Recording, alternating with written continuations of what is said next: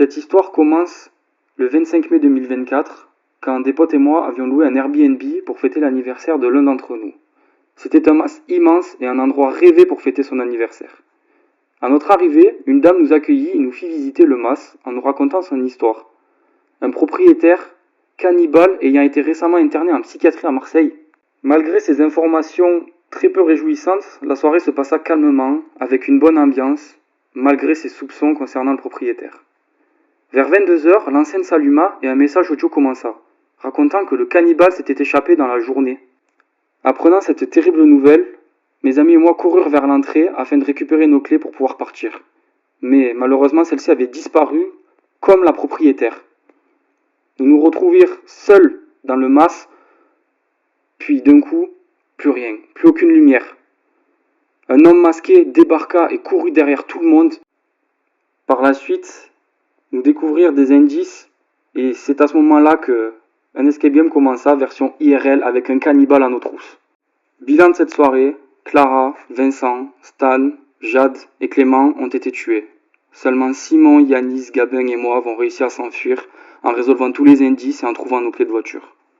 À notre arrivée à Alès, nous nous rendirent directement à la police afin d'expliquer cette histoire pour que ceux-ci se rendirent sur place.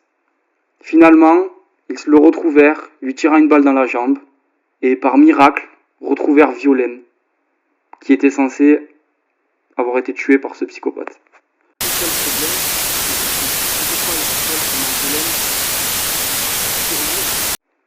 Quelques mois plus tard, mes amis et moi nous retrouvirent dans une soirée pour essayer d'évacuer un petit peu de tout ce qui venait de se passer.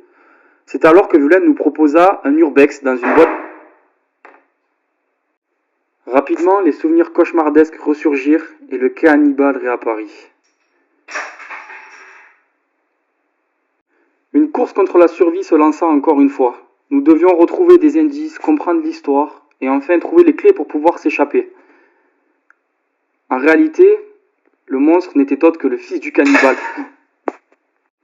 Je sais pas ce qui se passe depuis tout à l'heure, il y a plein de bruits bizarres là. Enfin bref. Je disais quoi? Oui. Le tueur n'était autre que le fils du cannibale qui, en écoutant des discussions de groupe, décida de tuer Violaine.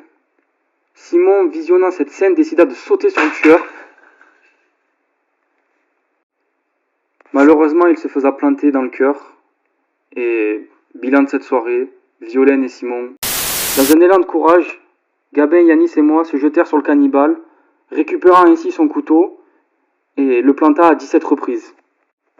Par la suite, le cannibale de la première tuerie ayant eu lieu au mas avait été informé du décès de son fils par la presse.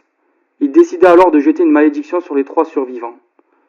En l'histoire d'une semaine, Yanis et Gabin furent tués par 2 maléfiques.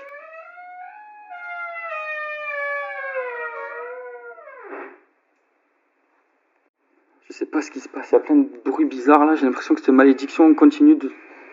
Qu'est-ce que c'est? Pourquoi il y a une porte qui grince? Enfin bref.